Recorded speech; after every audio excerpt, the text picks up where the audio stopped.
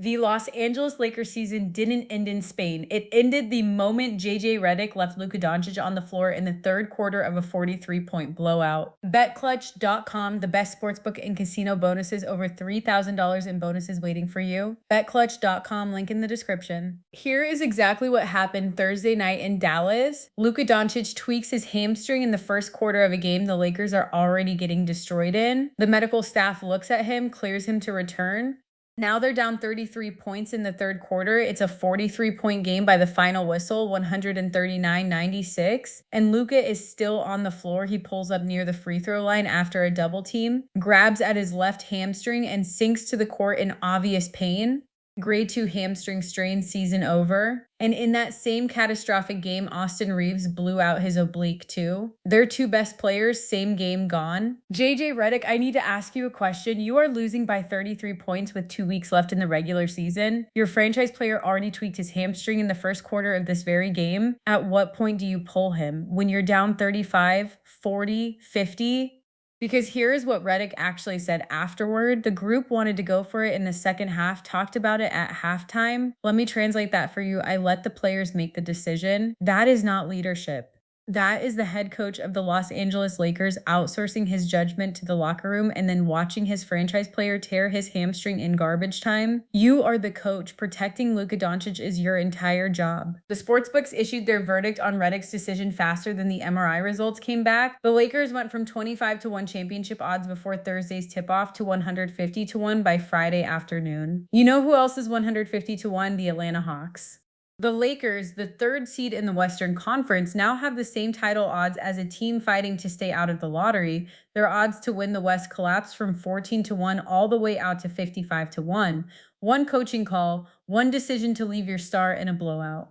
That is the most expensive in-game mistake of the 2025-26 NBA season. Now, I know what the Luka optimists are saying right now. He is going to Spain for a specialized injection treatment. He will be back for the playoffs. He had a 600-point march, the first since Michael Jordan in 1987. The guy is superhuman. Here is the thing about grade 2 hamstring strains. They typically require about a month of recovery. The playoffs start April 18th. You do the math.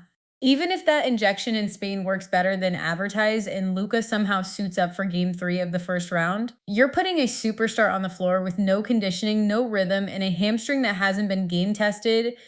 Saying Luka will be fine because he flew to Spain for treatment is like saying your car will make the road trip because you filled it with premium gas while the engine is on fire. And this is where it gets genuinely painful to watch. LeBron James, 41 years old, is now carrying this franchise. On Sunday, he gave you everything a human being can physically offer: 30 points, 15 assists, 9 rebounds.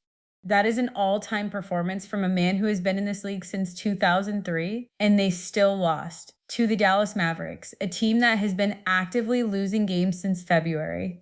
Because 19-year-old Cooper Flagg dropped 45 points and the Lakers were starting lineups that had never played together in the history of the franchise. Luke Kennard, Jake LaRavia, Maxi Kleber, Kobe Buffkin, a mishmash of guys just trying to find each other. That is not a championship team. That is a LeBron James farewell tour that just ran out of road. I know some of you are going to say the Lakers are still the third seed. They still have home court advantage. This isn't over. Let me give you some cold water. Jeff Sherman at the Westgate Superbook said it in plain English. I have them as a dog against Denver, even with him in home court. That is with Luka. Without Luka and Reeves, for any portion of the first round, they are not underdogs. They are sacrificial lambs. The Nuggets, Rockets, and Timberwolves all match up poorly against a shorthanded Lakers squad running unfamiliar lineups and asking a 41-year-old to be the entire offense. The 3 seed is a number on a page. The roster is a crisis. Here is the final piece of this picture, and it is brutal. The team that broke the Lakers, the Oklahoma City Thunder, are on a quest to repeat as champions, powered by SGA, who scored 47 points in an overtime win the same night Luka went down. The ESPN media straw poll has Shai on 88 out of 100 first-place MVP ballots. The Thunder are 17-1 since SGA returned from his own abdominal strain. OKC did not just beat the Lakers on Thursday. They exposed them.